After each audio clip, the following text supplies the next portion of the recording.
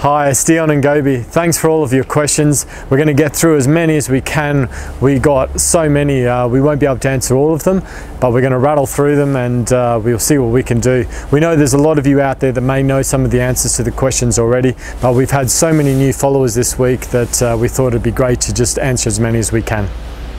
What does Gobi like to eat for a treat? Gobi loves to eat dried chicken breast and bones, and she eats normally at night chicken and beef and pure meat stuff, and then sometimes during the day she'll eat dried biscuits, so no junk for Gobi. Are Gobi and your cat Lara friends? Do they play together? What do you think? Yeah, most of the time they are.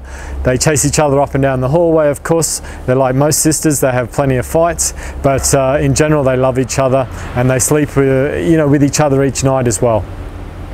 Can Gobi run faster than her mum and dad? Yeah, of course. She's super quick. She can run for days and days and days on end. She doesn't do any more desert races, but she still loves to get out and go running every day. What's an average day for Gobi? Well, that's a good question. She loves to go running in the mornings. She loves to sit on the couch, watch TV, chill out. She loves to chase Lara around. She likes to be out exploring. She likes to meet people. She likes to meet other dogs and play with them as well. If we go to events, she always takes over and she loves getting all the attention that she deserves. Is Gobi completely healed from the surgery? Pretty much. There's nothing that you can see or you can do to make it any better. It was never going to heal properly from what happened to her out in Urumqi, but it's one of those things that we've done so much rehabilitation and so much work with making it as best as we can. How does Gobi handle being an international superstar? She absolutely loves it. She loves all of the attention, and it's incredible to see all of the love and support from everyone around the world, and this desert dog really has just come from nowhere and catapulted herself into such a unique world now, which is incredible. Gobi seems like a great little traveller. How does she fly? She flies business class, usually next to me, because we only like to give the best for Gobi and we want to always ensure that she's sitting next to me through a flight. But if we're in a car or a bus or wherever it might be, she loves to just be in a car and travelling in a journey and experience. She's up for anything. Do you spend much time in China now? I still go back to China. Gobi hasn't been back, of course, but yeah, I still have to go back for certain reasons, and I've got to go back for races, or a book is coming out in Chinese, or I'm invited out to events. So I still have a very close tie with the people of China and the country as well, and I love going out there as much as I can. What is your favourite memory with Gobi? All of them, I guess.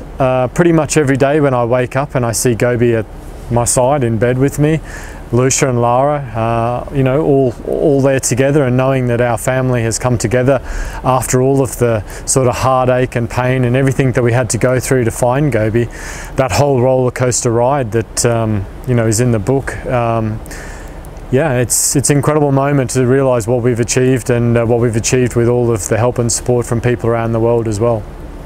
What do you think Gobi likes most about you? Gobi? What is it? If only we knew. If only she could tell us the reason that she chose me through the race and the reason that it was me and no one else. And I think it's just this incredible bond that we've had, and I don't think we'll ever be able to answer that. What are you doing to raise money for charity? At the moment I'm running 3 200-mile races across the US, and starting next Friday I'll be running 240 miles across the Moab Desert in Utah.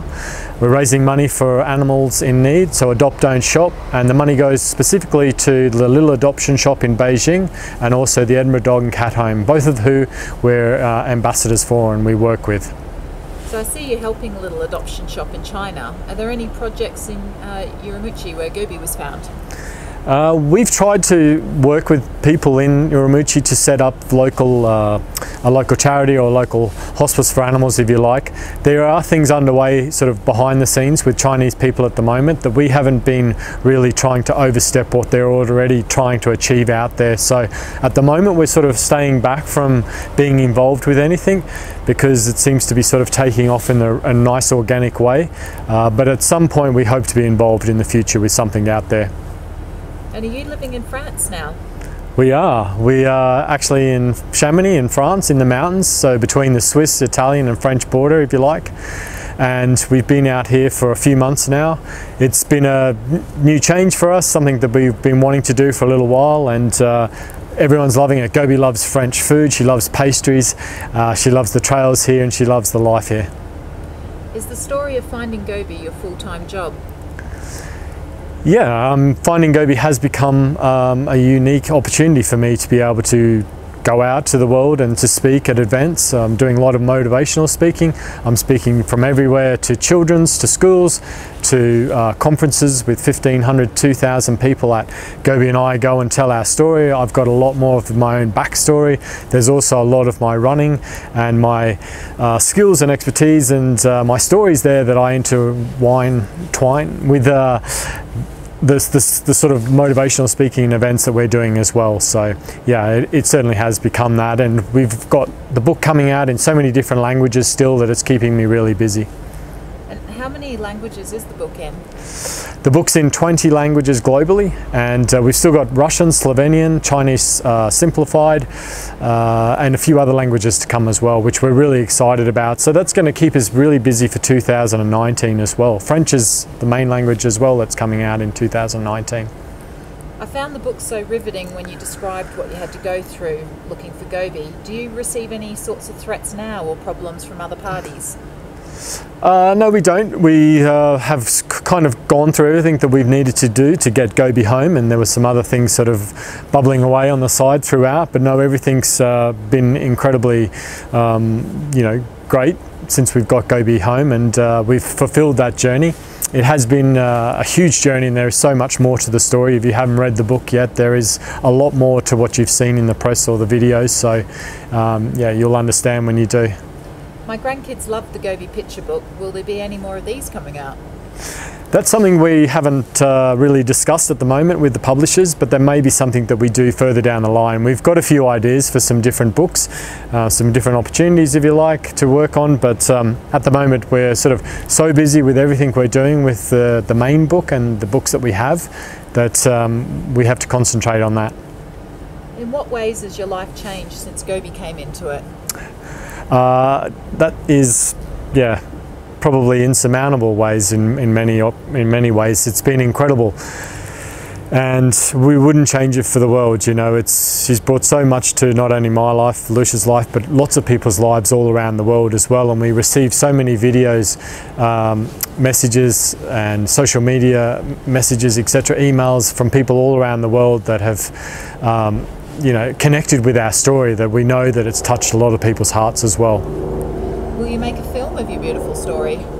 Finding Gobi is going to be made into a film with 20th Century Fox, we're excited to say. I've had meetings and discussions with the people that are involved with this, and it is moving forward.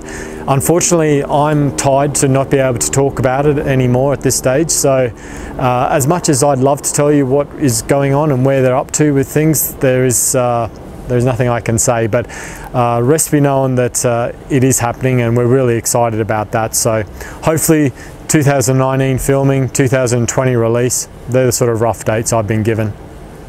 Have you done a DNA test on Gobi to see what breed she is? No, we haven't. We are very, very mindful of the fact that we don't want to really raise the awareness of creating a dog breed, that especially with a movie coming out. So we're really happy just to know that she is a mixed breed dog. She's a stray dog, and now she's living this wonderful life. Vets have indicated that she might be a Chihuahua Shih Tzu mix, and that is as good as we know. So we love her for who she is. And will Gobi have any baby Gobis? No, and for the same reason, Gobi won't have any babies. She's been spayed, and throughout this whole journey, we've wanted to help other animals in need, and that's what we're doing: raising money, donating money, raising awareness for Adopt Don't Shop. So it would be completely wrong of us to have, got Gobi to have puppies. So we have had her spayed to stop that. Does Gobi have any residual memory trauma from her time as a stray? No, she doesn't, which is great. And of course we have seen that, and you know, early on when she and I were together in Urumqi and then in Beijing, of course there was signs then, but those signs have really abated now, and probably the only sign that you occasionally see is if we're on the streets of the city here, that Gobi will go for any food that is on the streets, because of course that's still in her nature. And of course she still likes to chase animals like squirrels and goats and things, so, but it's all good. It's all good. Did Gobi have a hard time transitioning to be a live-inside dog? Not particularly. I don't think it was really that hard. I think that it just took a little bit of patience on my behalf, and you know, the sort of usual things that she would create a mess if she was inside, and she had to get used to going outside, and she would have to get used to eating at certain times and eating different food, if you like.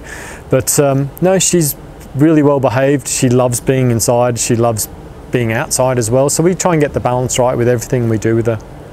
Will you be doing a face-to-face signing or a meet and greet soon? We have done so many signings and face-to-face meetings and events and things. There's always something going on, which is amazing. We've done everything around the world, from Italy to the US to Canada, throughout Europe, the UK as well, and this is still continuing. So if there's any opportunities, you know, please contact us, because we're open to those as well. Is there another book in the pipeline? There is something in the pipeline, and it's a little bit different to what you might be thinking, so hopefully we'll have some news of that shortly to share, which is really exciting. Thank you very much. They're pretty much most of the questions, and as I say, we're really thankful for everything. Gobi, come and say goodbye. Hey, if only you could talk. Thank you very much, guys, and we appreciate all of the support, and we hope that you can stay engaged with us throughout all of the social media, and we look forward to speaking to you again soon. Bye.